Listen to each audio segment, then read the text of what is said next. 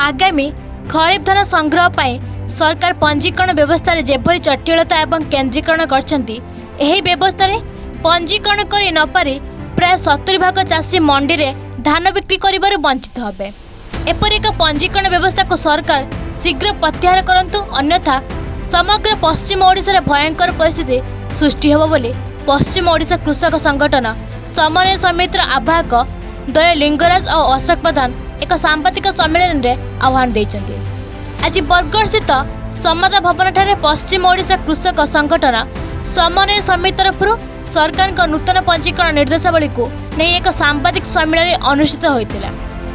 वर्तमान खरीफ ऋतुर चाष कार्य चाषी व्यस्त थिबा समय सरकार धान बिक्री पाई पंजीकरण व्यवस्था को जेभली जटिल करी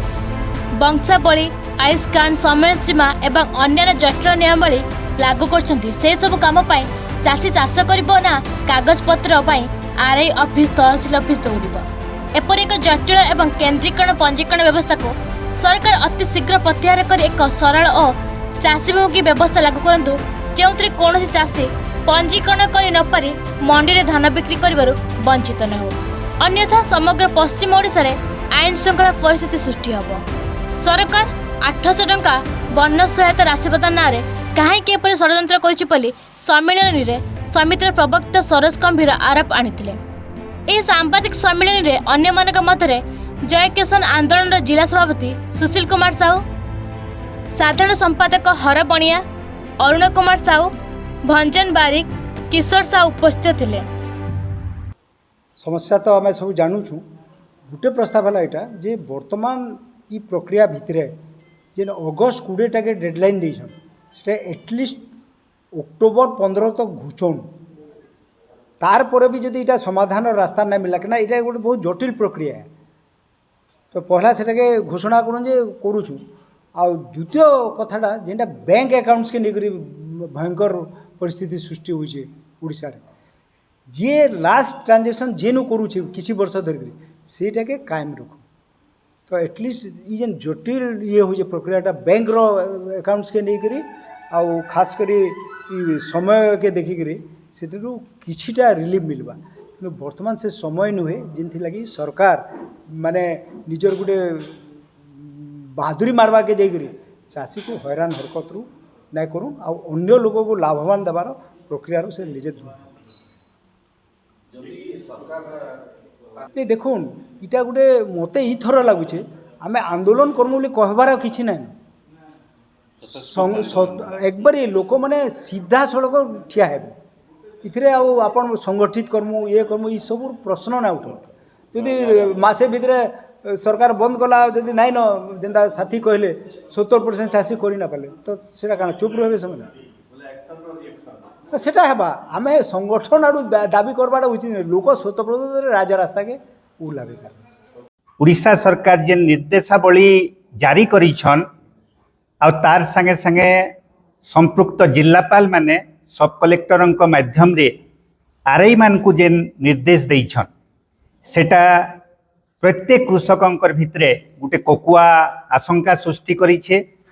प्रत्येक चाषींकर जेन वंशावली विवरणी प्रस्तुत करबार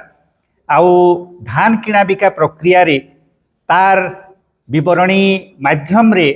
धान किणा बिका रजिस्ट्रेशन करबार जेन गोटे व्यवस्था करिछन इटा कृषक मानकर भितरे धान किणा बिका रे रजिस्ट्रेशन प्रक्रिया के सरल प्रक्रिया के आउ जटिल तर कर देबार लगी गोटे चक्रांत आमे माने अनुभव करूछु जे ई प्रक्रिया जदि जारी रहे जेनटा कि मात्र गुटे मास समय दिया जाइछे। आगरु केबे एते कम समय भितरे ई प्रकार जटिल दस्तावेज सबु देबार ई केवाईसी संगे संगे वंशावली भी इथर जुड़ी दिया जाइछे से प्रकार नाइ थाई। आ पश्चिम ओडिशा कृषक संगठन समन्वय समिति अनुभव करूछे जे ओडिशा सरकार वर्षे तले जेन चाषी मान को बोनस इनपुट सब्सिडी देवार जेन गोटे प्रतिश्रुति पालन करिथिले वर्तमान से इनपुट सब्सिडी रो बोझ के कम करबार लगी चाषी माने केनता कम मात्रा रे रजिस्ट्रेशन करि पारबे से प्रकार गोटे व्यवस्था गोटे जटिल प्रक्रिया माध्यम रे करिछन आ करबा के जोछन आ इटा गोटे सुनियोजित षड्यंत्र है। आमे अनुभव करूछु जे ई प्रक्रिया रे अधिकांश चाषी बोध हुए